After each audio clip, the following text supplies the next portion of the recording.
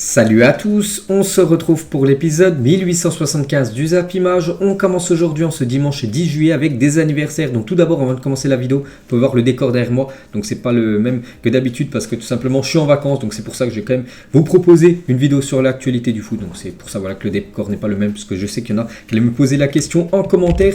Donc aujourd'hui en ce 10 juillet, quelques anniversaires des anciens joueurs. Par exemple Ludovic Giuly, ancien joueur du FC Barcelone ou même de l'équipe de l'AS Monaco. Il fête aujourd'hui ses 46 ans. Et il y a aussi Mario Gomez, ancien attaquant de la Mannschaft, il fête aujourd'hui ses 37 ans.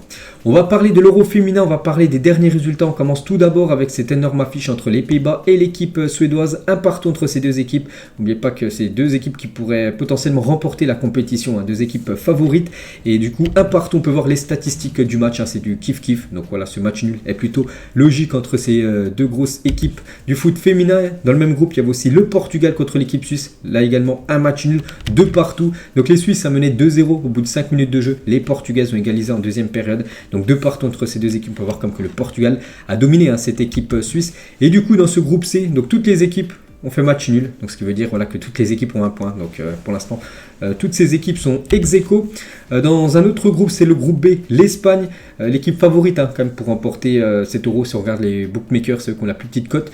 Donc les Espagnols se sont imposés 4-1 contre l'équipe finlandaise. Donc regardez la domination quand même de l'Espagne. Plus de 67% de possession de balle, 32 tirs, donc 13 tirs cadrés, 4 buts. La Finlande a beaucoup souffert contre l'Espagne. Donc victoire logique des Espagnols. Et aussi l'Allemagne qui joue contre le Danemark, belle victoire des Allemandes 4-0, elle aussi rentre très très bien dans cette compétition. On peut voir aussi la domination totale de l'Allemagne. Et du coup, les deux équipes, Allemagne et Espagne, se sont imposées. Donc les deux équipes sont actuellement en tête de ce groupe B de l'Euro féminin.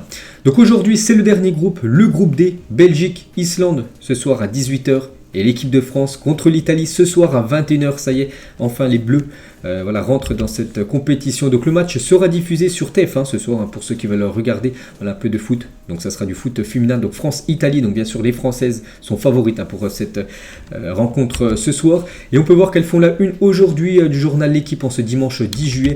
Donc Good Save Nos Queen, donc par rapport à ce match bien sûr, ce match où elles joueront ce soir contre les Italiennes.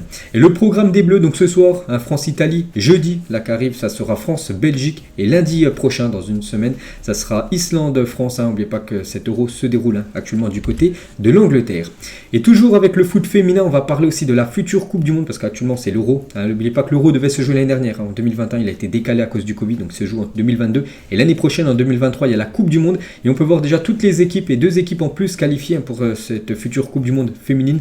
Donc le Canada et le Costa Rica ont réservé leur place. On peut voir que les Françaises sont déjà qualifiées pour jouer cette future Coupe du Monde. On va parler cette fois-ci du football masculin.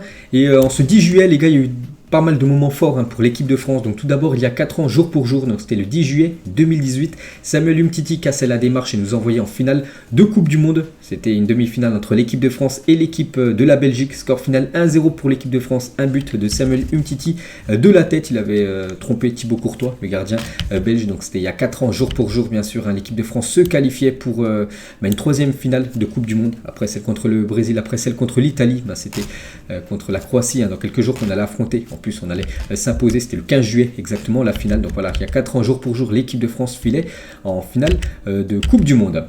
Donc cette fois-ci, il y a 16 ans jour pour jour, donc toujours en ce 10 juillet, donc il n'y a pas eu des bons moments du côté de l'équipe de France, il y a eu aussi des défaites, donc c'était la finale de la Coupe du Monde 2006, et donc il y a 16 ans jour pour jour, Zidane jouait le dernier match de sa carrière, une certaine finale de Coupe du Monde où après avoir inscrit une panenka légendaire, il a été exclu pour un coup de tête sur Materazzi. Donc c'est passé beaucoup de choses sur cette finale qui se déroulait du côté de Berlin en Allemagne entre l'équipe de France et l'équipe italienne.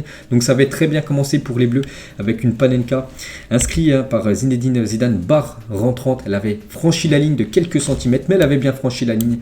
Voilà ce ballon et voilà le but avait été bien sûr valide. Donc un magnifique but inscrit. Il faut quand même avoir des sacrés coronets, on peut dire, pour marquer un but comme ça. Une panenka en finale contre l'Italie, surtout Buffon, l'un des meilleurs gardiens au monde à l'époque. Donc incroyable bien sûr Zidane. Puis après ça a été un peu plus compliqué pour Zidane parce que Materazzi a cherché Zidane. À ce qui paraît, il aurait insulté sa sœur. Zidane a pété un câble, il l'a vu rouge et lui a mis ce coup de tête. Je pense que vous avez tous déjà vu. Et du coup, bien sûr, Zidane, après un carton rouge, et après, ça a été plus compliqué pour l'équipe de France. Et Materazzi, les gars, le journaliste a posé une question à Materazzi. Vous avez choisi Zidane dans votre 11 de rêve alors qu'il vous a donné un coup de tête. Et Marco Materazzi l'a dit, il a une place dans mon cœur. Il m'a fait gagner une Coupe du Monde. Quel manque de respect par rapport à Zidane, bien sûr, par rapport à Materazzi. Bon, après, Materazzi, c'est le seul truc bien qu'il a gagné dans sa carrière, bien sûr, c'est la Coupe du Monde. Lui, on l'a complètement oublié. Alors que Zidane, bien sûr, on en parle encore beaucoup. Et Andrea Pirlo, les gars, sur son penalty en finale de Coupe du Monde 2006, parce que ça s'est joué au tir au but. Et l'équipe de France, voilà, je crois que c'était Trezeguet qui avait touché la barre transversale. J'ai été le premier à devoir tirer, j'étais en apnée. Quand j'ai pris le ballon, je l'ai caressé, puis j'ai levé les yeux au ciel pour aider, pour appeler à l'aide. Parce que si Dieu existe, il ne peut pas être français. Et du coup, voilà, ça a été plutôt bon, on va dire, pour l'Italie, parce que l'Italie s'est imposée lors de cette séance des tirs au but contre l'équipe de France. Et Fabio Cannavaro, qui avait été le capitaine en 2006 de la sélection italienne, il avait même remporté le Ballon d'Or. Alors c'est un défenseur, c'est très rare, je crois que c'est le dernier défenseur à remporter un ballon d'or. Il a dit une rivalité avec la France. Mais quelle rivalité entre nous, il n'y a pas de comparaison possible. Nous avons gagné 4 fois la Coupe du Monde, nous avons joué 6 finales. Nous, on peut éventuellement avoir une rivalité avec l'Allemagne ou le Brésil, c'est tout. Donc là aussi un manque de respect envers l'équipe de France. Et toujours en ce 10 juillet, c'était aussi notre finale. Et là aussi un autre mauvais moment pour l'équipe de France, c'était en 2016, donc il y a 6 ans, jour pour jour. Et du coup, le Portugal de Cristiano Ronaldo remportait l'Euro 2016. Souvenez-vous là aussi, l'équipe de France, les gars, aurait pu bien sûr gagner cette finale. Donc on pense tous au poteau d'André-Pierre Gignac. Les gars, regardez, voilà, ça avait longé la ligne. Griezmann qui était juste derrière n'avait pas réussi à la mettre. Bon, il y avait eu un défenseur portugais bien sûr qui avait réussi à l'enlever. Mais bon, voilà, on n'avait vraiment pas eu de chance. Et le Portugal, dans l'une de ses rares occasions, surtout Eder, qui était un joueur très peu utilisé, il était rentré en cours de jeu et il avait marqué un but de très très loin. Et voilà, donc le Portugal avait remporté son premier gros trophée majeur. Donc c'était il y a 6 ans, jour pour jour, bien sûr, la première victoire du Portugal lors d'un Euro. Et bien sûr, la désillusion, bien sûr, pour l'équipe de France. On va parler des matchs actuellement amicaux. On va commencer tout d'abord avec Arsenal qui a joué ce week-end un match amical contre l'équipe de Nürnberg. Donc c'est une équipe allemande. Et l'équipe des Gunners se sont imposés. Donc il y a déjà eu beaucoup de buts. 8 buts dans la rencontre. Arsenal s'est imposé 5-3. Et on peut voir que Gabriel Jesus, la nouvelle recrue du côté de Arsenal, inscrit un doublé. Donc félicitations à lui, un premier match et déjà un doublé. Pour lui, il a fallu seulement 90 secondes pour inscrire déjà son premier but du côté de Arsenal. Donc 47e et 75e minute. Donc il était rentré en cours de jeu. Donc on peut voir voilà, son but inscrit.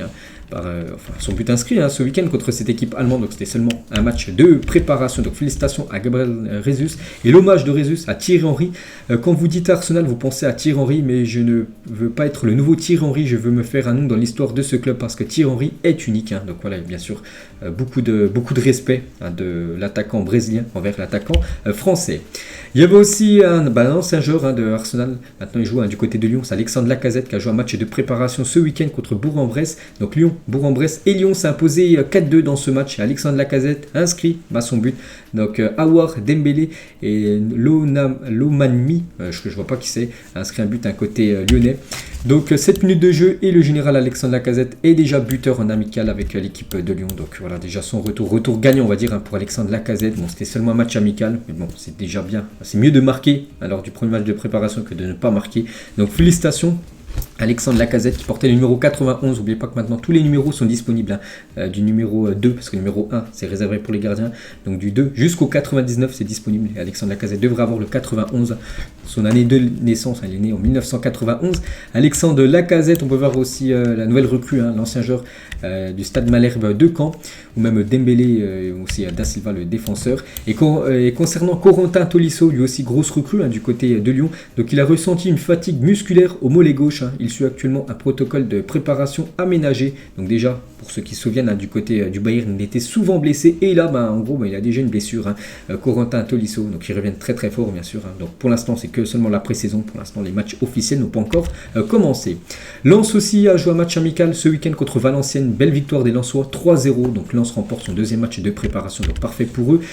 Quand les gars s'est imposé 1-0 face à Ajaccio, une équipe qui monte en Ligue 1 cette saison. Donc Alex Mendy, l'unique buteur de la rencontre. C'est nos autres matchs amicaux, par exemple Monaco s'est imposé 2-0 contre une équipe portugaise. Strasbourg s'est imposé 2-1. Auxerre s'est incliné 3-2 contre l'équipe de Amiens. On peut voir Brest s'est imposé 1-0 contre Avranches, ou même Toulouse a écrasé l'équipe de l'Estac de Troyes 6-1. Deux équipes qui évolueront la saison prochaine en Ligue 1. Il y avait aussi un match de préparation pour l'Inter Milan qui jouait contre Milanese Football Club, donc c'était une équipe de division inférieure et l'Inter s'est imposé 10-0 dans ce match. Regardez tous les buteurs. Donc à noter que Romelu Lukaku, le retour de Lukaku, donc il a été buteur, il a inscrit un but dans cette rencontre. Lui aussi les gars, il a fait il est arrivé dans son nouveau club, c'est Héctor Herrera, ancien joueur de l'Atlético Madrid. Il a fait ses débuts, donc lui c'est un match officiel parce que la MLS se joue actuellement, le championnat américain. Donc il joue du côté de Houston Dynamo, puis il rentre en cours de jeu, l'ancien Colchoneros. On revient cette fois-ci 4 ans jour pour jour en arrière. On va parler de Cristiano Ronaldo qui quittait le Real Madrid pour s'engager à la Juventus Turin. Montant du transfert 100 millions d'euros que déboursait cette équipe de la Juventus Turin pour s'offrir Cristiano Ronaldo. C'était il y a 4 ans jour pour jour, c'était le 10 juillet 2018 exactement. Un autre joueur là qui va arriver lui du côté de la Juventus. Donc c'est Angel Di Maria qui pose sous ses nouvelles couleurs l'ancien joueur du Paris Saint-Germain parce qu'il est en fin de contrat. Le PSG n'a pas voulu le conserver alors que le joueur voulait rester lui du côté de Paris. Donc du coup il a passé sa visite médicale du côté de Turin. Là, lors de ces dernières heures, tout a été ok pour Angel Di Maria. Il y a un nouveau joueur, donc officiel, la Juventus annonce la signature du joueur Angel Di Maria, donc il portera le numéro 22 du côté de cette équipe italienne. Donc il était pressenti aussi pour aller du côté du Barça. Il a attendu l'offre du Barça qui n'est jamais arrivée. Du coup, il lui fallait un club. Donc du coup, il est parti du côté de la Juve. Bon, après la Juventus, bien sûr, ça reste une très très belle équipe. Donc voilà, bonne chance à Aurel Di Maria. Et une carrière exceptionnelle quand même pour Di Maria, qui a joué au Benfica, le Real Madrid, Manchester United, le PSG et la Juventus. Des top clubs pour le joueur argentin. Lui aussi, les gars, je l'avais dit il y a quelques jours que lui aussi ça allait être officiel. Pour l'instant, quand je fais la vidéo exactement là, à 11h du matin, c'est toujours pas encore officiel, mais ça devrait l'être dans la journée. C'est Paul Pogba. Déjà, on peut voir, il a fait son retour du côté de Turin. Il est passé du côté de la Juventus médicale. Donc en gros, pour passer les tests médicaux, la visite médicale.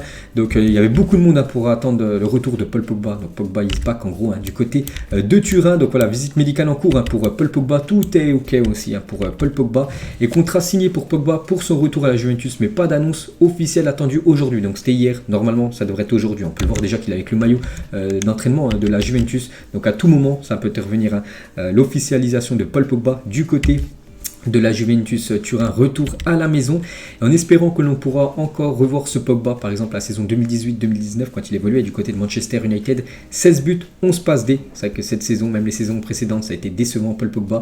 Donc avec un retour à la Juventus où il a été énorme il y a quelques temps, donc pourquoi pas. C'est vrai qu'il a fait le tour je pense du côté de Manchester, et là bien sûr c'est un nouveau défi pour son retour du côté de Turin. Et Pogba et Di Maria, on additionne cumulent leurs statistiques, c'est plus de 341 passes décisives, 230 buts, 37 titres nationaux, 4 titres internationaux, une Coupe du Monde, une Copa América, frais de transfert 0 € qu'a déboursé cette équipe de la Juventus Turin. Affaire irréelle, c'est vrai que ces deux joueurs qui étaient en fin de contrat, PSG, Manchester United, et rejoignent gratuitement cette équipe de la Juventus Turin. Et les top players qui ont rejoint la Juventus librement, donc il y a aussi du Cannavaro, Alves, Pirlo, Khedira, et maintenant on peut rajouter Paul Pogba et Angel Di Maria. Donc encore deux big joueurs arrivés pour 0 € à la Juventus Turin. Lui les gars, il quitte l'équipe de la Juve, donc c'est Federico Bernardeschi, libre de tout contrat, va s'engager à Toronto, ça pourrait être officiel dans la journée. Il va retrouver notamment Lorenzo Insigne et Domenico Criscito, donc deux autres Italiens qui ont rejoint cette équipe du Toronto. Paulo Dybala actuellement sans club, donc il a revu ses prétentions salariales à la baisse et ne réclame plus que 6 millions d'euros par an. N'oubliez pas que la Juventus lui avait proposé de prolonger son contrat avec un salaire de 7 millions, il avait refusé parce qu'il espérait toucher plus d'argent, il ne s'était pas mis d'accord. Et maintenant, en gros, vu qu'il n'y a pas beaucoup d'équipes qui est intéressée par lui, donc du coup, il revoit ses exigences salariales à la baisse, il demande plus que 6 millions d'euros. Et voilà, il ne restera pas, il continuera pas du côté de la Juventus. Donc voilà, c'est un peu compliqué, on va dire, l'avenir de Paulo Dybala. Et le directeur sportif de Naples, sur Dybala, il a dit, Dybala ne fait pas partie de nos plans. Nous n'avons jamais été en pourparlers pour signer Paulo Dybala. Donc déjà, ce ne sera pas l'Inter, parce qu'on a parlé le dernier coup que l'Inter, Marotta, président général de l'Inter, l'Inter n'est pas très intéressé par lui, ni Naples. Donc on ne connaît toujours pas le futur du joueur argentin. Concernant Mathys de Ligt, aurait personnellement dit oui au Bayern Munich. Ses représentants négocieraient déjà un contrat jusqu'en juin 2027. Il ne restera plus qu'à trouver un accord avec la Juventus. Une offre va bientôt arriver. Voilà pour Mathys de Ligt du côté du Bayern Munich. On va parler de bonnes nouvelles du côté du Real Madrid. Donc tout d'abord, Vini Junior a signé sa prolongation de contrat jusqu'en 2027 avec le Real Madrid. Donc pour l'instant, j'ai vu aucune officialisation sur, par exemple, le Twitter officiel du Real Madrid concernant sa prolongation. Mais c'est Fabrizio Romano qui donne ça, donc ça peut intervenir à tout moment. Donc actuellement, il était en contrat encore 2 saisons, jusqu'en 2024. Il devrait prolonger de 3 saisons de plus du côté du Real Madrid. Le crack Vini Junior, n'oubliez pas qu'il est très jeune, il a seulement 21 ans. Et vous avez vu ce qu'il a montré la saison qui vient de s'écouler. Donc ça, c'est une très très bonne nouvelle pour le Real. Et une autre très bonne nouvelle pour l'équipe madrilène en ce début de nouvelle saison, on va dire, c'est que Luka Jovic est à Florence pour signer son contrat avec la Fiorentina. Et c'est officiel, Luka Jovic quitte le Real Madrid et signe à la Fiorentina. Pourquoi je dis que c'est une bonne nouvelle pour le Real Madrid alors que c'est un joueur qui quitte le club? Donc c'est parce que c'est un gouffre financier, il joue jamais, c'est un gros salaire et il n'a jamais été bon. Donc du coup, il quitte enfin cette équipe madrilène, donc le Real va pouvoir enfin recruter un autre numéro 9 pour amener une doublure à Karim Benzema. Et Luka Jovic au Real Madrid, quel échec. En 2019, le Real l'a acheté à Francfort 60 millions d'euros. Donc il a été prêté à Francfort en 2021. Donc en 2022, abandon des 2 dernières années de contrat et départ libre. Donc actuellement, enfin, c'est comme si le Real Madrid avait résilié son contrat. Donc il part gratuitement du côté de la Fiorentina, alors que le Real l'avait acheté plus de 60 millions d'euros il y a 3 ans. Et donc après, il y aura il y a une clause que s'il est transféré, je sais pas, pour 30 millions d'euros, d'ici 2 ans, de la Fiorentina à un autre club.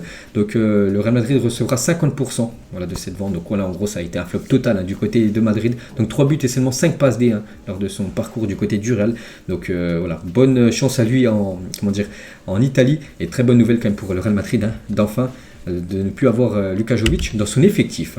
Des autres infos, mercato, Mohamed Bayo. Donc aujourd'hui les gars, ça devrait se faire. Bayo devrait débarquer à Lille dans la journée de lundi, donc aujourd'hui ou demain. Donc Clermont et le LOSC se sont mis d'accord pour un transfert dépassant les 10 millions d'euros. Donc voilà, Bayo devrait rester en Ligue 1 direction Lille. Lui aussi devrait débarquer du côté du LOSC. Donc le LOSC se rend pour parler avec Rémi Cabella, actuellement 32 ans, qui est libre depuis son départ récent de Montpellier. Donc voilà, il devrait rester en France. Rémi Cabella, lui aussi, devrait prendre la direction du nord de la France. Lui devrait quitter l'équipe de Lille et Renato Sanchez veut signer au PSG. Donc il a le choix entre le PSG et l'AC Milan. Donc il y a un accord entre Milan et Lille, mais voilà, il manque encore l'accord du joueur. Mais le joueur lui préfère aller du côté du PSG parce que le PSG paye mieux en salaire et les négociations avancent bien. Donc voilà, Renato, les gars, ça peut être officiel à tout moment, sa signature du côté de Paris. Le PSG toujours souhaiterait vendre Arnaud Kalimundo cet été. Le club qui aurait déjà reçu des offres demanderait 25 millions d'euros. Voilà, donc c'est le prix fixé par Kalimundo qui ne sera pas conservé dans l'effectif de Galtier la saison prochaine. Lui aussi, les gars, pourrait quitter son équipe actuelle, son équipe de Lens. Et on peut voir qu'il pourrait aller du côté de l'OM. L'OM aurait fait une offre pour recruter Jonathan Klaus, qui a fait une magnifique saison actuellement. Enfin, la saison là qui vient de s'écouler du côté de Lens. Donc peut-être un départ du côté de Marseille serait bien de le conserver dans le championnat français. José Mourinho, donc l'entraîneur de l'AS Roma, aimerait faire tout ce qu'il est possible de faire pour recruter Wilfried Zaha à l'AS Roma cet été. Donc là aussi, peut-être un transfert du côté de la Serie A pour l'attaquant ivoirien. Concernant Raheem Sterling, je ne comprends pas pourquoi toujours actuellement c'est toujours pas officiel, parce que voilà, depuis quelques jours on voit que vraiment l'accord est imminent, mais voilà, c'est imminent tout simplement, on peut dire accord total trouvé entre Chelsea et Manchester City pour le transfert de Sterling. Le joueur va s'engager 5 ans, plus une année en option. Le montant de l'opération s'élève à environ 60 millions d'euros que va débourser cette équipe de Chelsea pour s'offrir l'ailier anglais. Concernant Robert Lewandowski, toujours la priorité du FC Barcelone, et le joueur a toujours une envie de jouer du côté du Barça. Et Lewandowski est toujours aussi l'option numéro 1 du PSG en attaque. Donc les dirigeants parisiens rêvent de l'associer à Kylian Mbappé. Mais j'ai dit pour l'instant, bien sûr, la priorité pour l'attaquant polonais, c'est de rejoindre le Barça. Mais voilà, si c'est un échec le Barça, là, le PSG pourrait essayer de se l'offrir. Et on peut voir que Lewandowski préfère signer au Barça ou à Chelsea ou même par exemple au PSG, plutôt que de rester au Bayern. Une chose qui est sûre, c'est que Lewandowski ne restera pas du côté du Bayern Munich. Donc normalement, vu que là il est toujours sous contrat du côté du Bayern, le 12, donc après-demain, il devrait faire son retour à l'entraînement du côté de Munich. On verra s'il sera présent ou s'il séchera la reprise. Prêté la fin de saison dernière à l'AS Roma, Sergio Oliveira va signer avec Galatasaray. Le milieu portugais rapportera 3 millions d'euros à Porto. Il ne manque plus que l'officialisation. Donc on a un petit transfert de plus en direction le championnat turc pour le milieu portugais. On va parler de Igor Tudor, le nouveau coach de l'OM, appelé Adrien Tamedze, qui était son homme fort à l'Hellas Vérone. Le club italien réclame 10 millions d'euros pour le français. Donc voilà, le nouveau coach de l'OM aimerait faire revenir ce joueur du côté de Marseille. Officiel, Hakim Ziyech annonce qu'il prend désormais le contrôle de son avenir professionnel. Il défendra désormais lui-même ses intérêts. Donc en gros, maintenant, il n'a plus d'argent. C'est lui vraiment qui va tout gérer, on va dire, son futur. Et voilà, son futur ne devrait pas être du côté de Chelsea, on l'annonce peut-être du côté de l'AC Milan. Officiel, Jack Wilshere annonce à 30 ans qu'il met un terme à sa carrière professionnelle. Donc voilà, lui et le football, c'est fini. Il se met en retraite à seulement 30 ans, quand on voit des joueurs comme par exemple Zlatan là, qui va aller sur ses 41 ans, toujours footballeur, ou même Buffon, ou même Cristiano Ronaldo. Et lui, les gars, à 30 ans, voilà, il raccroche le crampon. Bon, après, bien sûr, chacun fait comme il veut. Chelsea serait intéressé par Nathan Ake. Manchester City voudrait récupérer environ 40 millions d'euros via cette opération. Voilà, concernant Ake, on parlait de Raheem Sterling, lui aussi les gars, c'est imminent, sa signature du côté de Chelsea pour le défenseur néerlandais. Botafogo va payer 500 000 euros à l'Olympique de Marseille pour le prêt de Luis Enrique, assorti d'une obligation d'achat au nombre de matchs joués fixé à 6,5 millions d'euros à l'année prochaine dans un an. Donc là, lui devrait quitter l'Europe, il n'a jamais réussi à s'imposer du côté de Marseille et retourner dans le championnat brésilien. Grosse info concernant Ousmane Dembélé, donc on est le 10 juillet, donc ça fait déjà 10 jours qu'il est libre de tout contrat. Et d'après les dernières infos, c'est imminent, il devrait reprolonger du côté du FC Barcelone. Dembélé va plonger au Barça, le joueur a accepté l'offre du club.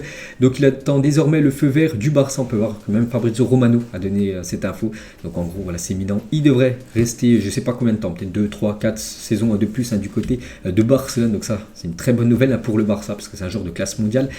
Ousmane Dembélé, donc on peut voir qu'il fait la une aujourd'hui, du journal Sport si. Donc oui, en espagnol, oui, il accepte de prolonger. Il fait la même la une aussi, un journal Mundo Deportivo aujourd'hui, par rapport à sa prolongation qui n'est pas encore officielle mais qui pourrait intervenir à tout moment. On peut voir voilà, toutes les, Dembélé rénovation, donc voilà, c'est imminent, sa prolongation du côté de Barcelone. Lui, un autre Français du Barça, quitte le club, on en parlait depuis quelques jours, ça y est, c'est officiel. Clément Lenglet signe à Tottenham en prêt, donc un prêt sans option d'achat. Donc Tottenham prendra 75% de son salaire, le Barça 25% de son salaire, donc il est prêté une saison du côté des Spurs. On va parler d'un nouveau joueur du Bayern Munich, c'est Sadio Mané, et il a participé à son premier entraînement du côté de Munich. Donc voilà les premières photos de Sadio Mané du côté du Bayern. Donc voilà, bien sûr, très heureux, on peut le voir déjà en mode retourné acrobatique. L'attaquant sénégalais, déjà la pleine de puissance avec le défenseur français Upamecano. Bien sûr, ça annonce une grosse saison pour Sadio Mané. Les deux autres recrues du côté du Bayern, Gravenberch et aussi Mazraoui, étaient également à l'entraînement hier. On va parler de N'Golo Kanté et Ruben Loftus-Cheek ne participeront pas à la tournée de pré-saison de Chelsea à Los Angeles car ils ne disposent pas de schéma vaccinal complet. Donc voilà, c'est un communiqué officiel de la part de Chelsea. Donc ces deux joueurs, Kanté et Loftus-Cheek, devraient rester du côté de Londres, s'entraîner ensemble avec un préparateur physique et ne pas être avec le groupe parce qu'en gros ils n'ont pas le schéma vaccinal complet, ils ne peuvent pas aller aux États-Unis. Mike Maignan et Edouard Mendy, donc deux très grands gardiens, le gardien sénégalais et le gardien français, l'avenir de l'équipe de France, Mike Maignan, the best one, Edouard Mendy l'a mis par rapport à Mike Maignan. On va parler de Manchester United et c'est officiel, Manchester dévoile son nouveau maillot domicile. Je l'ai déjà présenté pas mal de fois, c'était seulement des fuites, des rumeurs, cette fois-ci c'est officiel. Voilà le nouveau maillot de l'équipe de Manchester United que je trouve pour moi magnifique. Donc Ronaldo qui le porte, après pas sûr que Ronaldo le porte en vrai la saison prochaine parce qu'il devrait quitter le club. Donc l'écusson, on va dire encadré, Adidas toujours, Team Viewer qui paye très cher pour être sur le maillot de Manchester. N'oubliez pas qu'avant c'était Chevrolet, maintenant Team Viewer paye beaucoup plus que Chevrolet pour être le sponsor maillot de Manchester United. Donc voilà ce magnifique maillot, je sais pas ce que vous en pensez, n'hésitez pas à mettre en commentaire si vous le trouvez beau ou non. Ce nouveau maillot est Bruno Fernandes avec le maillot. N'oubliez pas qu'il a, il n'a plus le numéro 18. Il portera désormais le numéro 8 du côté de Manchester après le départ de Juan Mata. Donc il peut récupérer ce 8. Un autre maillot, les gars. Voici un maillot remake d'Arsenal qui devrait être produit par Adidas et disponible cet hiver. Donc ça, c'est pas le maillot de l'équipe première, pour les matchs. Donc c'est juste un maillot remake qui devrait sortir, un maillot collector, on va dire, qui devrait sortir à l'hiver prochain. À quoi devrait ressembler le futur maillot extérieur de Liverpool qui pourrait être dévoilé à tout moment. Donc voilà ce maillot pour les Reds, version extérieure. Cette fois-ci, les maillots de la Coupe du Monde, on peut voir le maillot de l'Angleterre pour la Coupe du Monde 2022, que je trouve très beau, ce maillot anglais. On peut voir aussi que le Mexique, donc là, le maillot anglais, c'est une rumeur, et ça, c'est officiel. Le Mexique dévoile son nouveau maillot domicile pour la Coupe du Monde 2022.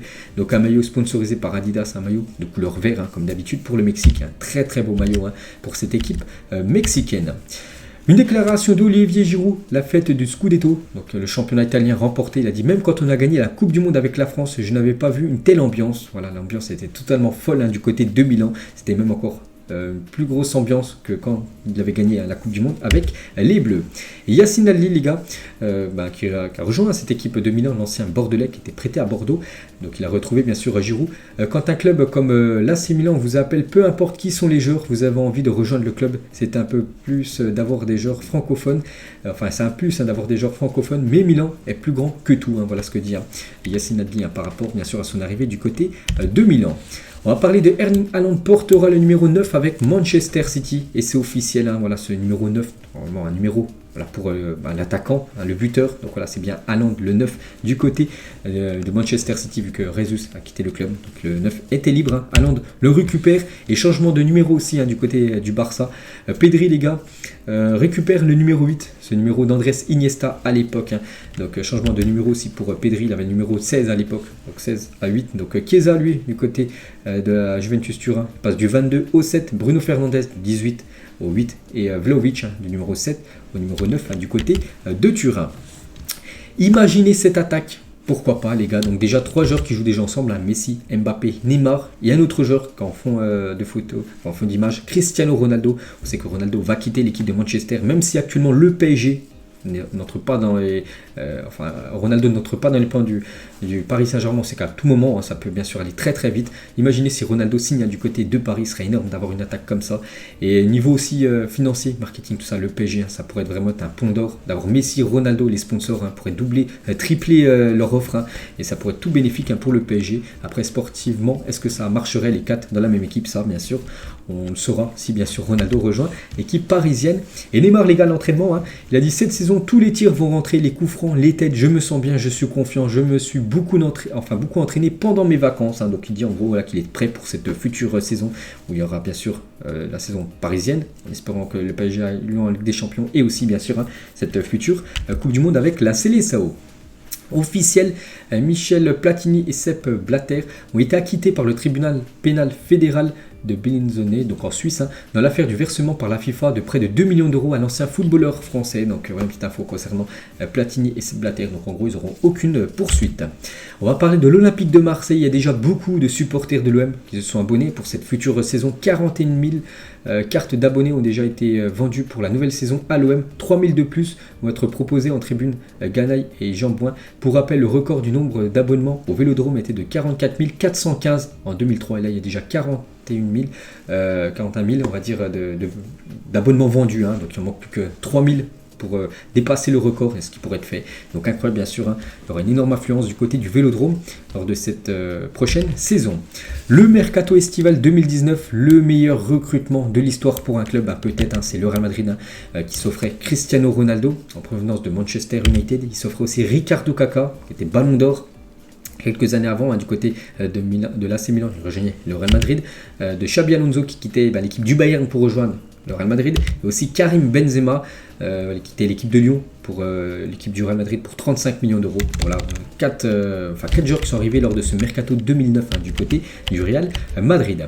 Et toujours avec Karim Benzema, les gars, Jean-Paul Gaultier et Karim Benzema entrent en collaboration pour la sortie d'une collection de paires de lunettes. Donc voilà une petite info concernant Benzema, nouvelle collaboration avec Jean-Paul Gaultier. Donc voilà une nouvelle paire de lunettes de KB9. Et toujours avec lui, il fait la une aujourd'hui du journal Marca. Benzema est unique. Le Français aborde sa 14e saison au Real Madrid alors que depuis 2009, les plus grands clubs d'Europe ont vu défiler en leur sein une infinité d'attaquants. Et voilà, Benzema toujours fidèle et toujours régulier. Voilà, si ça fait plus de 14 ans qu'il est du côté du Real Madrid, c'est qu'il est bon. Sinon, plus longtemps, le Real Madrid l'aurait vendu. Donc incroyable, bien sûr, la légende KB9. On va parler d'un coéquipier de Karim Benzema du côté du Real. C'est Fede Valverde et sa femme Mina Bonino ont été drogués et volés à hauteur de 10 000 euros durant leurs vacances à Ibiza selon un journaliste argentin. Donc ça, bien sûr, c'est pas une bonne nouvelle pour le joueur Fede Valverde. Grosse force à lui. On va parler du stade où va jouer Benzema et Fede Valverde dans quelques mois. Donc les travaux se poursuivent au Santiago Bernabéu. C'est titanesque. Donc voilà les dernières photos du Santiago Bernabéu actuellement en rénovation. Le toit est en train d'être mis. On peut voir aussi la structure métallique sur le tour, la couronne qui est aussi en train d'être mis du côté de Madrid. Donc voilà, il y a encore beaucoup de boulot puisque c'est un chantier gigantesque à faire. Donc à l'intérieur, n'oubliez pas qu'il y aura 7 niveaux où la pelouse pour être rétractable bien sûr. Il pourra avoir du parquet pour par exemple des matchs de basket. Donc voilà, c'est vraiment un stade de dernier cri. Et voilà, par exemple la pelouse actuellement. Donc voilà, les travaux avancent du côté du Santiago. Et aussi les travaux avancent, enfin surtout la pelouse, comment être changée du côté du Camp Nou. Nouvelle pelouse pour le Camp Nou. Voilà une photo qui a été prise hier. Toute la pelouse qui était déjà billard du côté du Camp Nou va être changée pour avoir une nouvelle pelouse pour cette future saison. Et on finit les gars cet épisode aujourd'hui, comme j'ai posé une question avant-hier ou même hier. Avant-hier je crois que c'était Chelsea, il y a aussi Liverpool et cette fois-ci c'est Manchester City. Pour vous, quel est le meilleur joueur de l'histoire de Manchester City? N'hésitez pas à mettre tout ça en commentaire. Donc il y a quelques noms moi qui me viennent en tête. Kun Aguero, le meilleur buteur de l'histoire du club. Il y a aussi Vincent Kompany, un défenseur quand même qui a une statue devant le stade, de l'Etihad Stadium. Donc je mettrai quand même Kun Aguero qui est le meilleur buteur bien sûr de l'histoire de Manchester City. Pour moi c'est lui le meilleur joueur pour l'instant de cette équipe Citizen. Donc voilà les gars, la fin de cet épisode. J'espère que ça vous a plu. On se retrouve demain pour le prochain numéro. Allez, je vous laisse, bonne journée à vous et à plus tard.